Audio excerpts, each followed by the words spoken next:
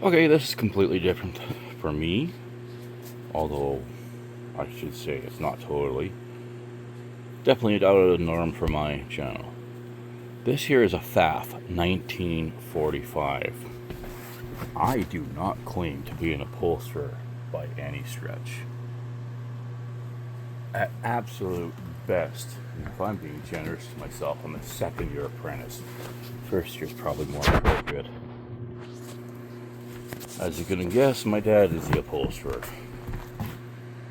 He's not feeling well today, so I got some straps to make, so I'm filming this. This is part one, refilling the bobbins. So you can see there's a thread, there's a tower, how it comes through the holes, and how it wraps around the arms. Wrapping around the arms, and the position of the arm is critical in both directions.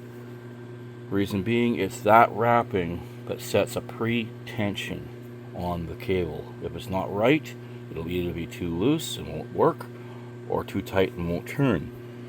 Now this guy here, this is full. I'm just going to push it back in to demonstrate. It'll push in and it'll click, but because right now the spool is full, it can't go in to lock in. So we're going to wish I had a stand, and here, where can I put this silly camera? Hang on, let me pause it and then I'll see if I can set up. No, you don't want to stay. Come on, stay put. I really need you to stay put. And staying focused on that would be nice. Maybe? Yes. No. Yes? No. Well, okay. Stay put. Oh, well. That's kind of pointless because I don't have any more empty bobbins on hand. So I just cut that. It would push in, and you see how it clicks? It would lock in there, and the transmission is now tying. There's a transmission here. It now ties basically this separate gear to spool this up. But it's a very pressure sensitive clutch. Once it pushes here, it disengages.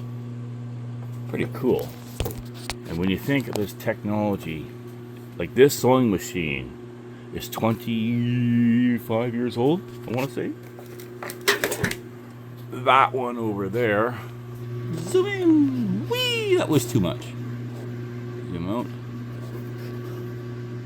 That one is about 8 years old. So if that's 8 years old, pardon me, this one's almost 30.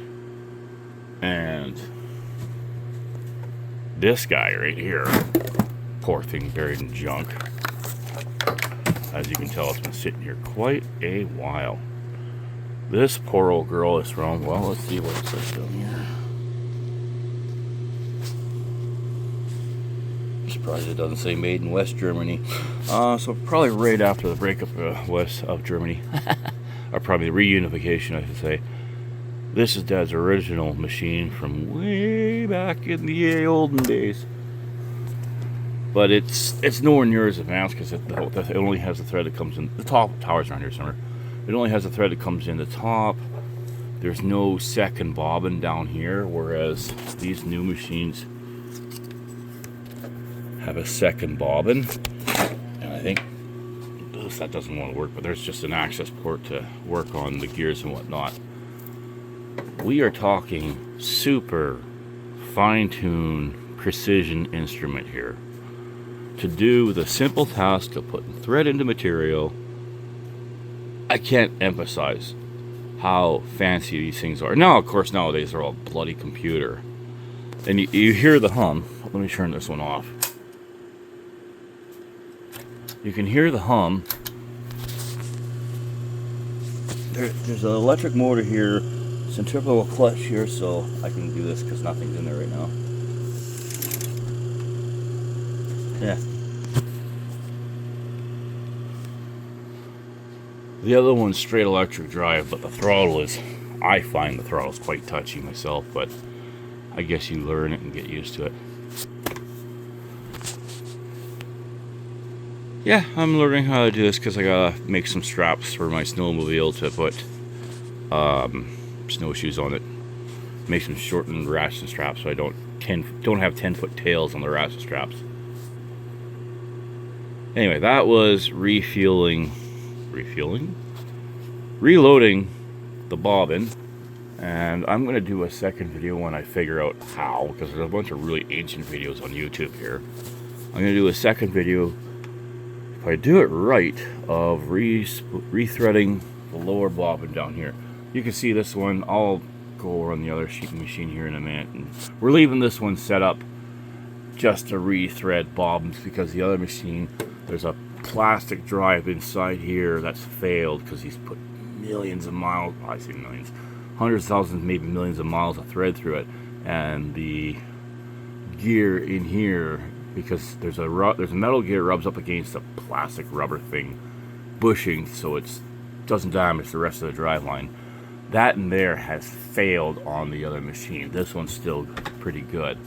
So we're using this as a reloader. We're using that one over there as the actual work machine. So, yeah. Next video.